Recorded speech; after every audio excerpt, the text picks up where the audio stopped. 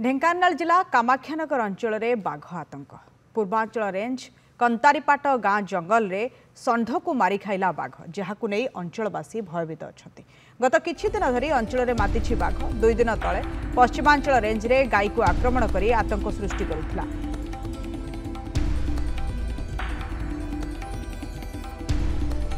गुरुत्वपूर्ण कथा कि पुणी थे बाघ आतंक अंचलवासी भयभीत अच्छा षंढ को मारी बाघ और षंढ को आक्रमण करथिबा जनापड़ी किछि दिन तले 2 दिन तले गाई को आक्रमण करथिला। ढेंकानाल जिला कामाख्यानगर अंचल में बाघ आतंक पूर्वांचल रेंजर कंतारीपाट गाँ जंगल में षंढ को मारी खाई बाघ जहां नहीं अंचलवासी भयभीत अच्छा गत किछि दिन धरी से अंचल में बाघ माति 2 दिन तले पश्चिमांचल रेंज रे गाई को मध्य आक्रमण कर आतंक सृष्टि करथिला। ने अधिक सूचना देउछन्ती आम कामाख्यानगर प्रतिनिधि रुदाबल मिश्र। कामाख्यानगर अंचल में विगत 3 ରୁ 4 दिन धरी लगातार भावे बाघर आतंक देखा देथिबा बेले वर्तमान आतंकित अवस्था अंचलवासी आपण देखिपारे बर्तमान आम अच्छु कंतारीपाट ठारे जहाँकि कामाख्यानगर पूर्वांचल फॉरेस्ट रेंज अधीन जाऊँगी और आज सकाळु सकाळु एठारे जंगल भितर बाघ एक षंढ को आक्रमण कर मारी खाई देथिबार सूचना मिली जहां नहीं आपण मैंने देखिपारे जंगल मध्य वर्तमान ग्रामवासी मैंने अच्छा बाघ जो भाई भाव में किसी दिन धरी कामाख्यानगर अंचल में उत्पात करुच्ची आतंक करुच्ची नहीं समस्ते भयभीत अच्छा तो आम सहित अच्छा किसी ग्रामवासी पचारि बुझा आज किभली भाव में मौसा आपड़ ये कौन देखिले केतले आसिले आउ बर्तमान जो बाघर आतंक नहीं आप कौन कहे? आज्ञा 6टा भितर मुझे जंगल पहुँचली मु छतुकुली आज्ञा डेली आसे आ सी देखला भितर 6टा भितर पड़ी मोर मो सागर गोटे पिला आईला मुझे पचारि कहली मामा ये आइल से मो बाप पलाइले आम देखा भितर पकई खंड बाट मारिकी घुसारिकी गांडीकर फालटा खाई फरेस्ट मैंने आसुनी से केतले आइले कौ बाटे पछा से गुड़े चलिए आम किसी पारे आज 3-4 दिन आम एरिया आटाक करके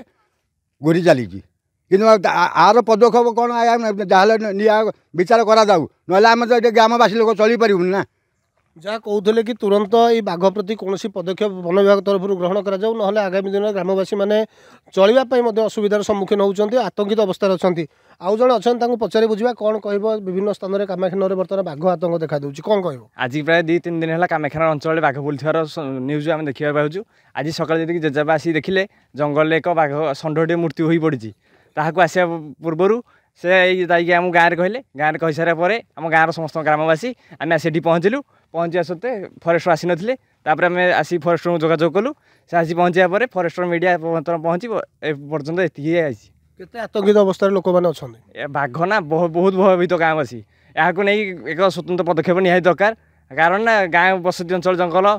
से मीडिया माध्यम आपण द्वारा आम सॉरी ठीक अच्छे जहाँ कहते कि से बर्तमान अनुरोध कर प्रशासन को वन विभाग और सरकार को तुरंत किभली भाव पदक्षेप ग्रहण कर कामाख्यानगर अंचल में जो विगत किसी दिन धरी बाघ आतंक देखा मिलूँ किभली दूर कर आम सहित आउ जन अच्छा कौन कहे बाघर जो क्रमागत भाव में आतंक सृष्टि होती बर्तमान कामाख्यानगर अंचल में यह निश्चित भाव में भयभीत सृष्टि करुच्ची ग्रामांचल में कारण लोक बसती अंचल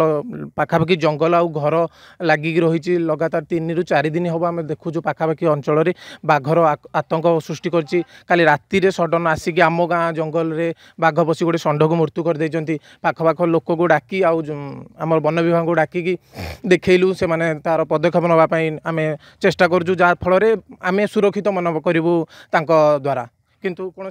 जहाँ कहते कि किभली भाव में वन विभाग तुरंत पदक्षेप ग्रहण कर लोक मैंने सुरक्षित हे कारण यह आज घटना नुहे विगत 4 दिन धरी महावीर रोड रेंज प्रथम आसाला बाघटी देखा देता महावीर रोड मदरंग मुंडा गाँव तापर पश्चिमांचल रेंज और आज सकाळु पूर्वांचल रेंज में रही एक षंढ को आक्रमण कर हत्या कर बाघ जहाँफल स्थानीय अंचलवासी आतंकित अवस्था अच्छा वन विभाग को दाबी कर तुरंत किभली भाव स्थानीय अंचल बाघ को घौड़ाइवाई। कामाख्यानगर हृदयबल मिश्र, नंदीघोष टीवी।